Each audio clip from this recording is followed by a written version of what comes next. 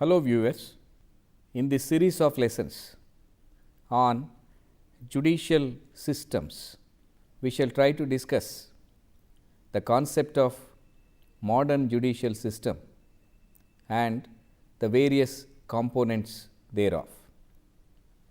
The basic objectives of this lesson include understanding the meaning of judicial system, to analyze various components of the judicial system in modern times, to distinguish between different kinds of judicial systems followed the world over, then to understand the various components of the judicial system in the light of some of the recent developments.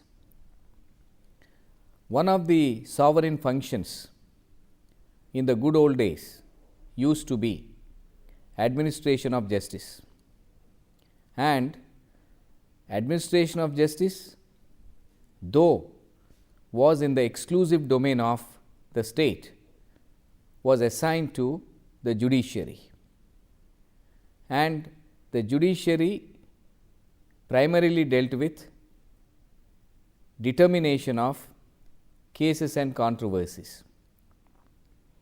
If we look at the American Constitution, we find that the primary duty of the Supreme Court and other courts is to resolve or determine the cases and controversies.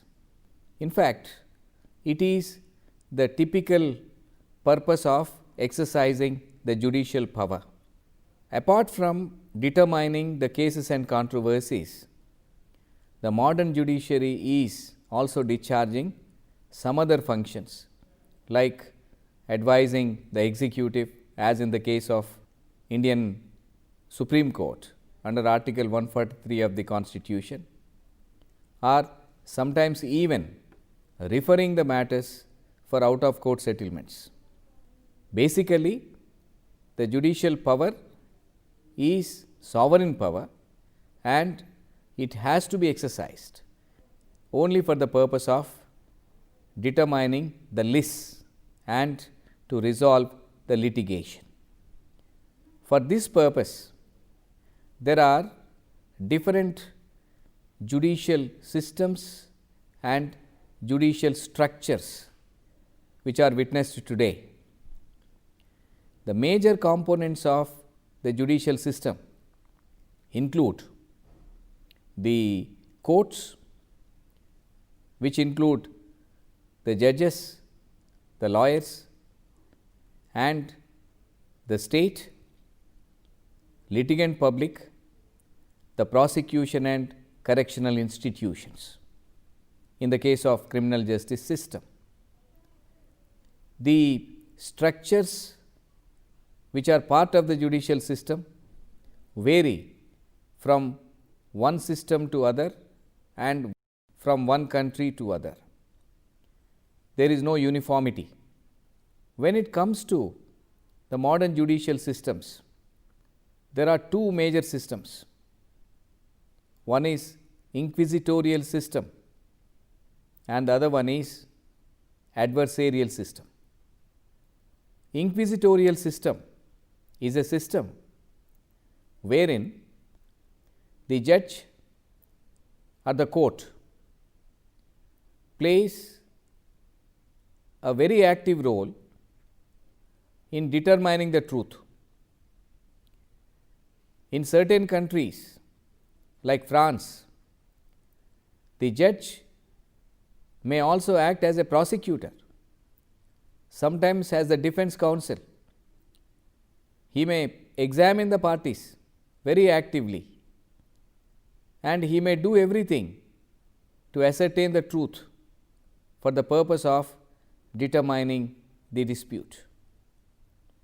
This inquisitorial system is mostly found in France, some of the states in United States of America, and some other European nations. In contradistinction with inquisitorial system, we have adversarial system of justice. As the name itself suggests, adversarial system denotes the existence of an adversity or the litigation, and in this kind of adversarial system, which is traceable to the common law system mostly, the court interferes only when the matter is brought before it.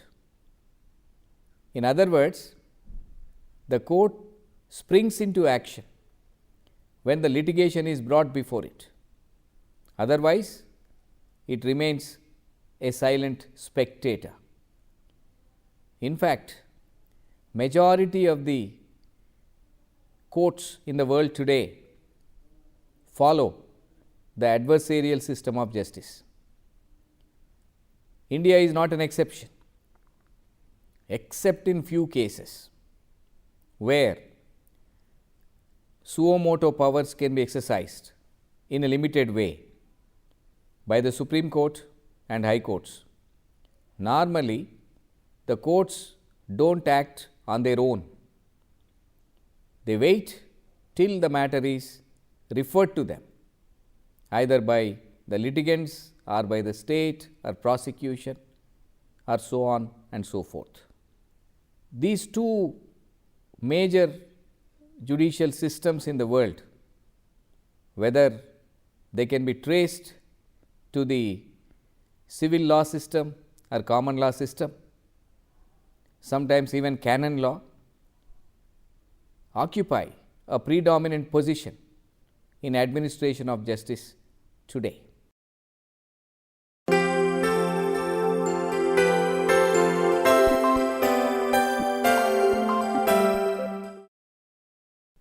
When it comes to India, it predominantly follows adversarial system of justice, and except in certain cases, the courts, be it the Supreme Court or High Courts, don't take cognizance of any litigation on their own.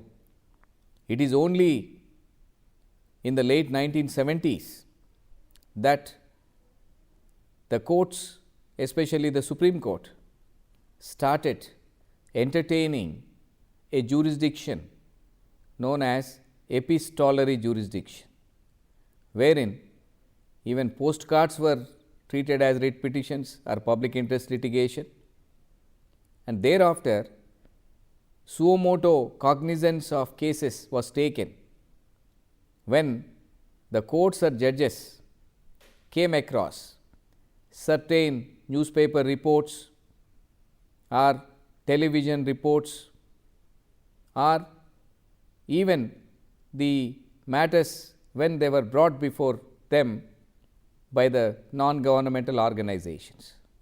Otherwise, the Indian judicial system more or less remains adversarial system.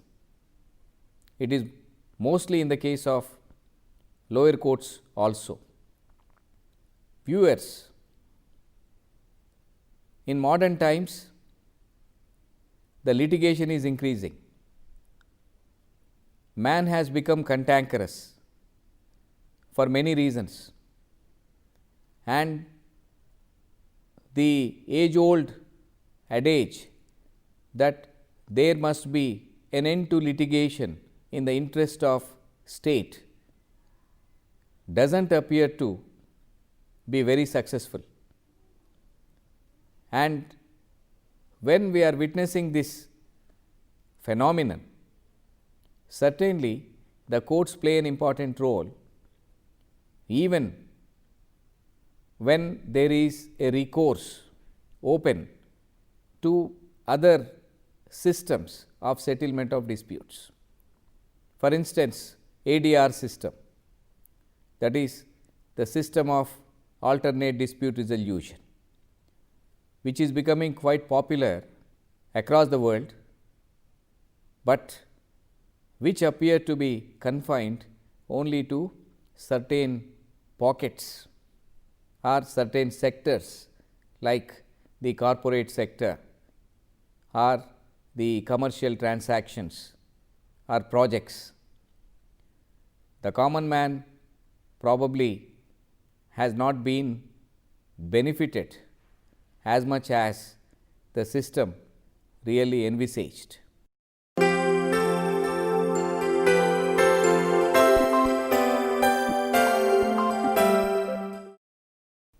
As part of understanding the judicial system in India, we shall discuss the following components in the form of 11 lessons.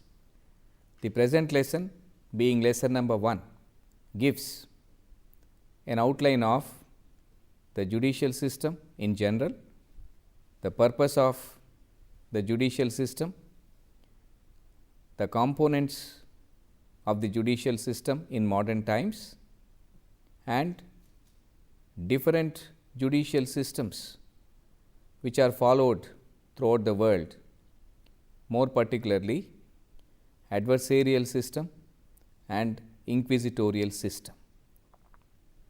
With regard to the outline of the remaining 10 lessons, lesson number 2 deals with the judicial system in India during ancient times and pre-constitutional era. We know that there is no present without the past and there is no future without the present. Therefore, in this lesson, an attempt will be made to understand the judicial system followed in ancient India before the advent of the foreign rulers, including the Britishers, and subsequently an attempt will be made to understand the judicial system introduced by the Britishers during the British India since 1600 and which continued up to 1947. As part of this, we shall try to discuss the various judicial reforms introduced during the East India Company's rule in the 3 presidency towns in the form of establishing mayor's courts, recorder's courts, aldermen's courts, chowltry courts, followed by the introduction of Adalat system in both civil and criminal jurisdictions. Again, the higher judiciary of the East India Company, the royal courts established by the British government in the form of 3 supreme courts in 3 presidency towns, then the amalgamation of both the company's courts and royal courts under the Indian High Courts of 1861, followed by the other reforms like the establishment of Federal Court of India under the Government of India Act 1935. This lesson will give a clear outline of the developments that took place during the last about 4 centuries, which culminated in the form of the present judicial system in India. The third lesson deals with law for the common man. In fact, this lesson highlights the necessity for the common man to understand the nuances of law in order to identify his rights and to enforce them effectively. Incidentally, it also discusses the various constitutional aspects, including the fundamental rights guaranteed by the Constitution of India. The next lesson, namely the judicial system in India and the Supreme Court,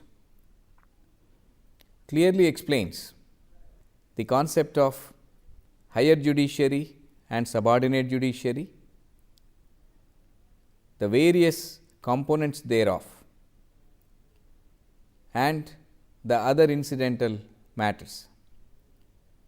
The special focus of this lesson, however, would be on the Supreme Court of India as to its establishment, appointment of judges, the role played by it during the last about 70 years, the various jurisdictions exercised by the Supreme Court under the Constitution of India.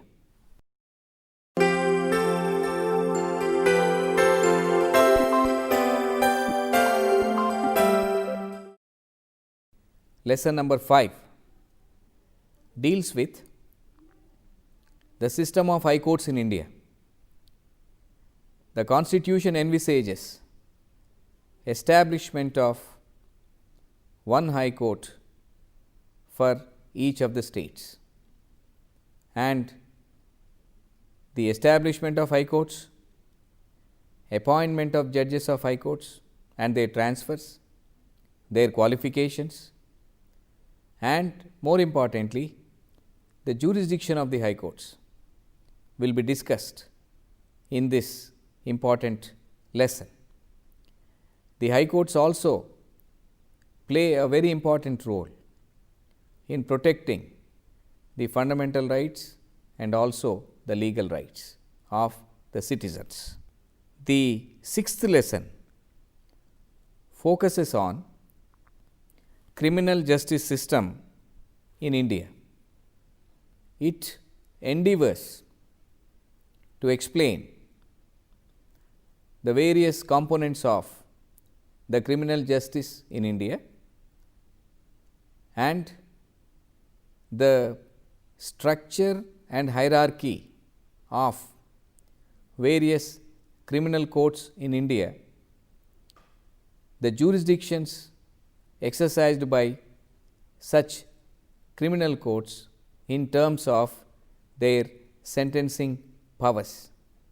It is also proposed to discuss as part of the criminal justice system certain emerging phenomena like the introduction of plea bargaining in the Indian criminal justice system.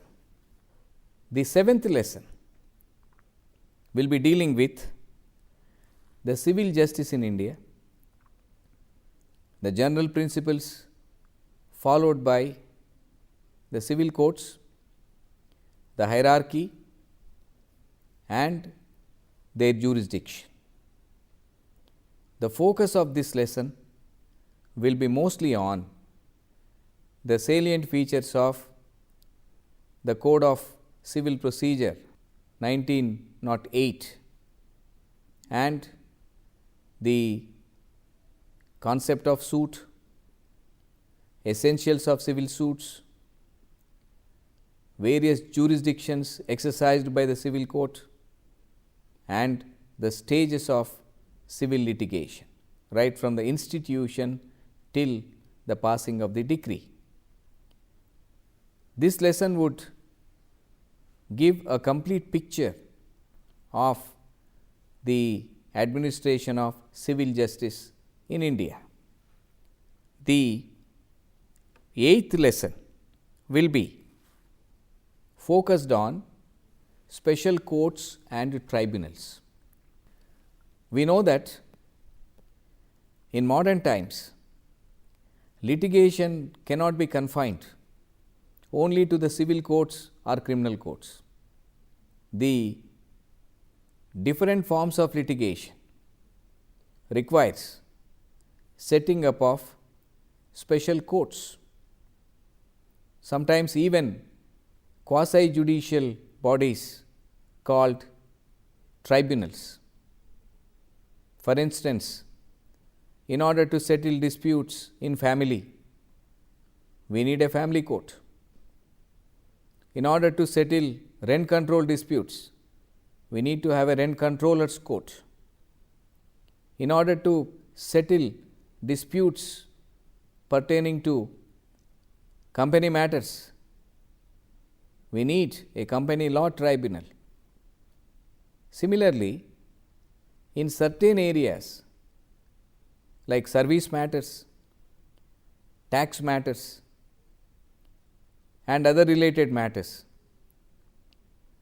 we need tribunals which are hybrid courts or quasi-judicial bodies, and whether it is service tribunals or administrative tribunals, they are governed by the constitutional provisions as well as certain statutes like the Administrative Tribunals Act 1985.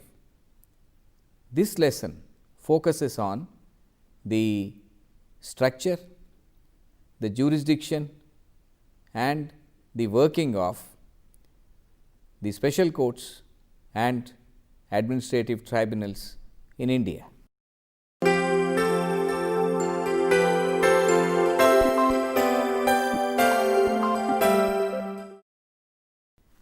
The next lesson focuses on the legal aid and its constitutional perspectives. This is lesson number 9. We know that litigation has become very expensive in modern times, apart from being technical. Many unfortunate citizens don't get access to legal aid or legal assistance due to poverty and other reasons. Therefore, the Constitution of India has provided under Article 39A as inserted by 42nd Constitutional Amendment 1976, the state's obligation to provide free legal aid. By following the spirit of this article, in 1987, the Legal Services Authority Act was passed by the Parliament of India. This act creates a mechanism wherein different legal services authorities are created right from the mandal or taluk level through district level, state level, and national level legal service authorities. They are supplemented by the High Court Legal Service Authority and also Supreme Court Legal Service Authority. The working of such authorities, the entitlement to avail such free legal aid and the related aspects are discussed in this particular lesson. The 10th lesson concentrates on alternate dispute resolution systems in India. We know that ADR system has come to stay. Though the origins of this system are firmly rooted in the past, in modern times, ADR has become an indispensable system providing for out-of-court settlement of disputes, mostly of civil nature, through arbitration, conciliation, mediation, and other forms. This lesson explains the position of ADR under various statutes with special reference to the Arbitration and Conciliation Act 1996 and the various salient features of the Act are clearly explained in this lesson. Coming to the last lesson, namely Ombudsman system in India. It may be mentioned that apart from the judicial bodies, there are also certain institutions called watchdogs of administration for the purpose of preventing the corruption and recommending punishment to those, especially the public servants, indulging in corrupt practices, whether it is Central Vigilance Commission, Lokayukta at the state level, or Lokpal yet to be appointed even though the law has been passed. All of them constitute the ombudsman system in India. Some of the Lokayuktas are working very efficiently. CVC probably is doing commendable work. Lokpal system, though legally in its place, is yet to be brought into existence. Therefore, after viewing these 11 lessons, it is expected that the viewers will be in a position to understand almost all the aspects relating to the working of the judicial system in India. Viewers, I hope that you have understood the conceptual framework of the judicial system in modern times and with special reference to the judicial system in India. I hope that you have enjoyed this lesson, and I sincerely hope that you will enjoy and enlighten yourself about various aspects of the judicial system prevalent in India. Thank you.